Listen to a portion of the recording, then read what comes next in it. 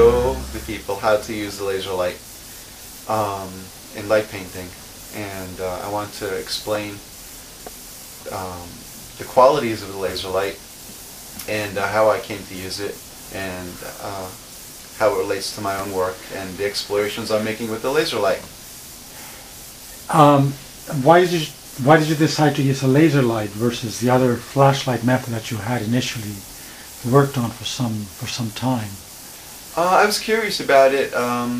There's a photographer who used to be in our art group named Steve Dominguez, and he did a number of light paintings with the laser light, and I wanted to try it. And I did, and initially it was interesting, but I wasn't getting the results I wanted to get, so I started adding a small flashlight to the usual laser, so I combined the two together. So what particular type of photographs lend themselves, or subject matter lends itself to this laser light photography? I mean, do you do like still lives, or? Yeah. You photograph portraits, still life. Oh, you do portraits? Yeah, I've done one. I've only done one myself. The picture I took was a portrait. Even in college, I took photography classes from pretty good teachers, and I did really badly in photography in college. Really? Why was that? I was terrible. This is a Parsons School of Design? Yeah. Yeah. Because I couldn't see well, and I was trying to capture things in the camera's viewfinder that were impossible, that I had seen, like Cartier-Bresson and street photography. Say, like, one thing going on at one side of the camera, then relating to something else going on the other side of the frame.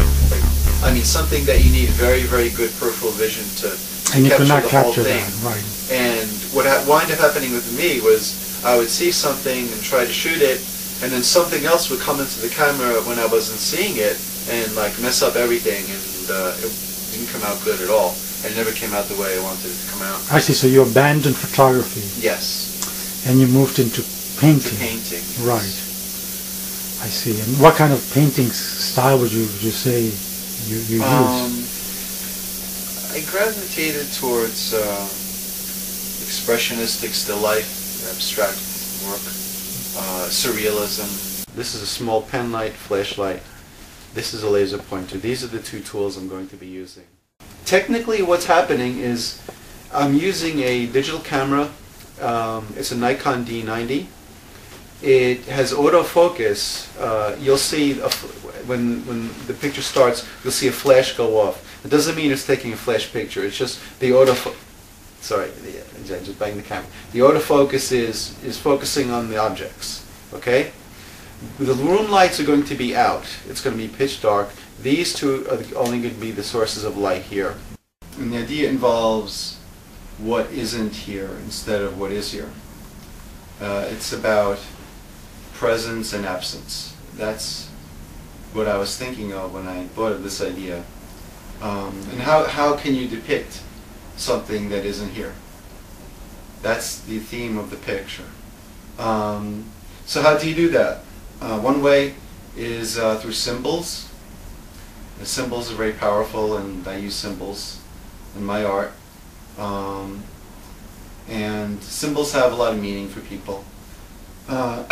One way is, I'm going to show you these. These are some old gouache watercolors that I did many, many years ago, which are quite bad. And I cut out some of the good ones in there, and you can see there are holes. So what I'm going to do is to use these as a background. I cut out. I see. I cut out the better ones, and I left the bad ones here. I see. Well. So these are going to symbolize something that is not there. They're going to be surrounding is a photo album that doesn't have photographs in it. It's empty. What you see is these holders for the picture that don't contain pictures. they're gone. So it's a picture about absence. Absence of what? Visual things? Yeah, well, that's part of it too. It's about blindness and about not being able. That's an appropriate question. It's somewhat about that too. Yeah. So this is going to surround this. I'm going to have both leaves open, and I'm going to make a frame of these too. And I also have this pillow I found here. It's right on top of the sofa. It's this here, yeah, that which chair. has kind of really interesting triangular shapes in it. Here. So I'm going to put this sort of in the background. And I'm going to put this photo album in it. And these here. And I'm going to use the laser pointer in the picture to connect. It's going to be about connection too. How the laser pointer's light connects all these different elements of absence. Okay, so I'm going to use the border like this. And I'm not going to keep them steady. I'm going to move these around so that the pictures are not too clear in them. And I'm going to also shine the light through the empty holes like these, so you can see. First thing I'm going to do is I'm going to give it a little light with a little flashlight. Feeling with my hands. Just like a little general light. So you use your hands and use your memory of where things are. Okay. Next I'm going to start with the laser light. Now the idea again is the connection. So I'm going to concentrate on the lines in the picture. So how am I going to do that? I'm going to feel the triangles of this pillow shape, and I'm going to emphasize those. I'm going to go around those with the laser pointer. They're not exact. They don't have to be exact. It's not a precision drawing. It's not a draftsman's blueprint of anything. It's an interpretation of something.